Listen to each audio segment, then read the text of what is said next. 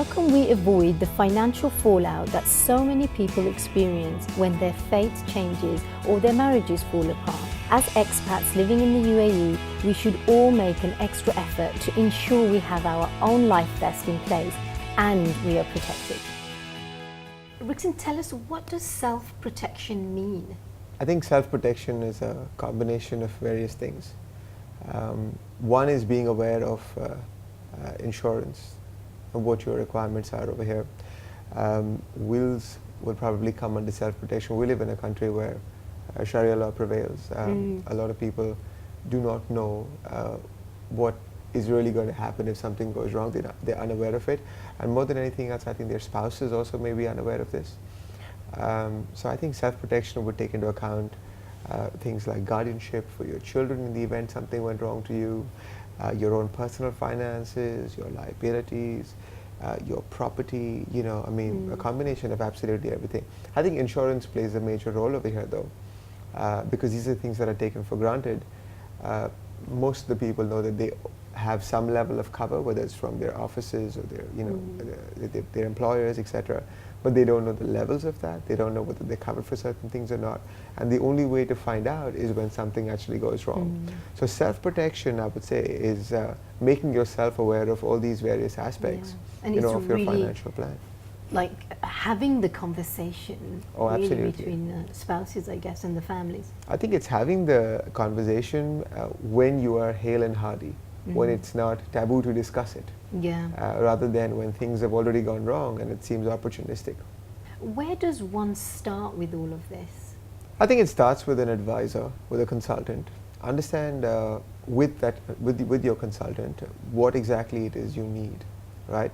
It doesn't have to do just with insurance and savings and a bunch of financial terms put together, but like I said, it has to do with your wills. It has to do with your guardianship of your kids.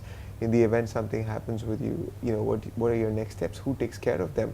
This does not necessarily involve just a financial planner, but maybe the whole family sit down together and discuss the whole situation and what is protocol if something goes wrong. But I think sitting with a financial consultant is very important over here, because they have a process or a system that can facilitate the answers to these things.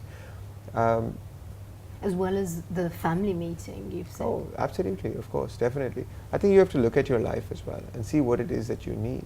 Again, look at your liabilities, look at your expenses. These are the things that have to be replaced if you are not around. So I think starting over there would mean taking a look at your children, the needs for them in the long run, the retirement requirements, etc., etc. So taking a stock of absolutely everything, putting this on a document, sitting down with the family, going over these things, and having a financial advisor guide you through all this. I think that's where it should begin.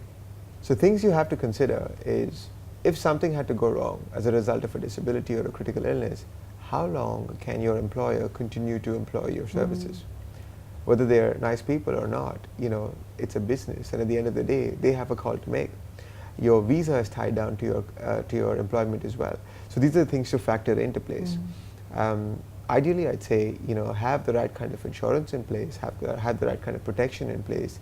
Make sure it's working for you, and it's not a solution that works well for your neighbor or your friend. And I think these are the places that you should be starting from. Without these things in place, there could be serious consequences. Liabilities,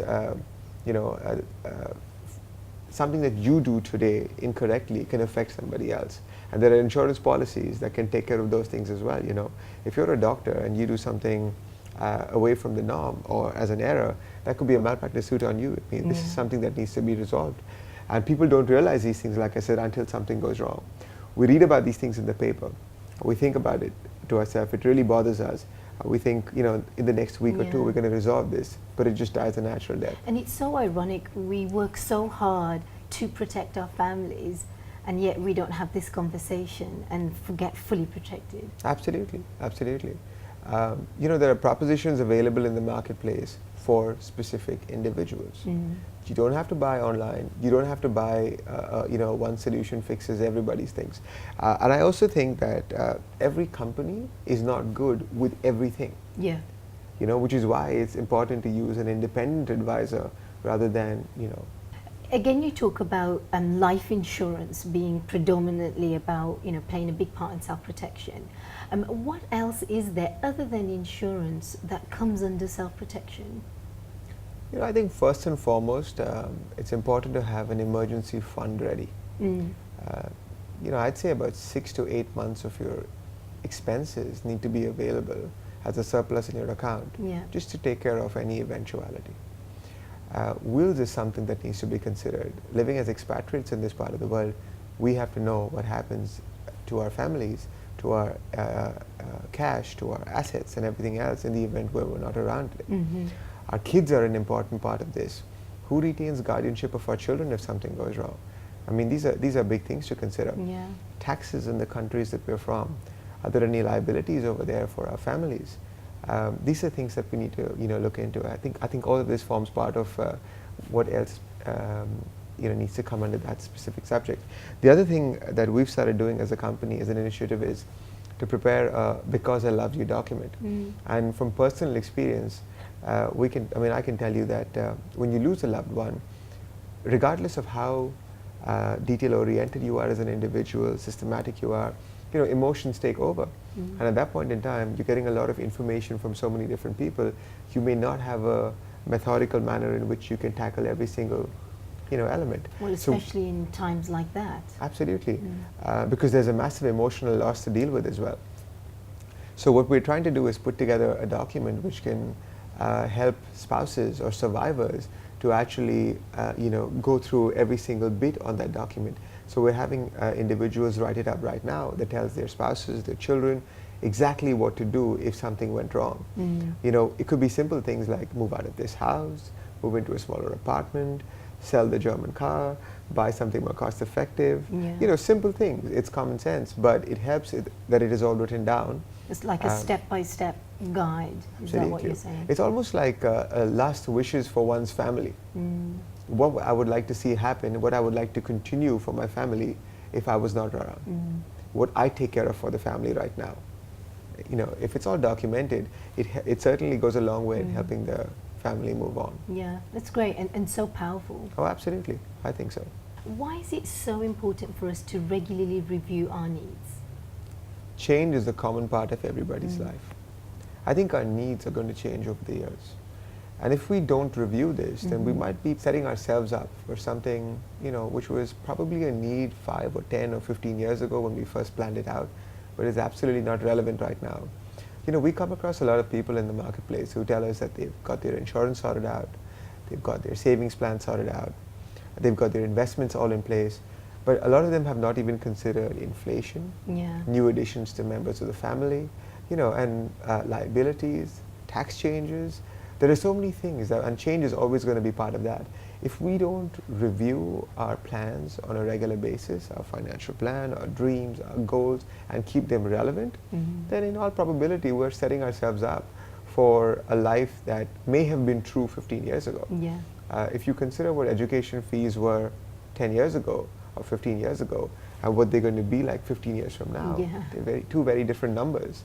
If you've planned yourself for that and spending everything and spending the rest of your money, then we've got a serious problem, because your child is going to go to college in 2018 with fees to cover them for 2003. That's not going to take care of things. And our lives are changing so much more than our parents and grandparents, and the world is changing so much more as well. Absolutely. The pace at which the change is occurring is ridiculous, right? They say if you go to sleep at night tonight and you wake up the next morning, there's 50% more information out there by the time you've woken up. So, that change is phenomenal. And it's affecting our daily lives. So review. Absolutely. And how often? I'd say once a quarter is a good plan to go with. It may be a little ambitious. So baby steps is always a good thing. If you can hit once in 6 months, with the family, once a quarter with your financial advisor, or vice versa, you're good to go. Self-protection is the foundation of a sound financial plan, and in fact any plan of life. Being aware and taking action is key for protection in life.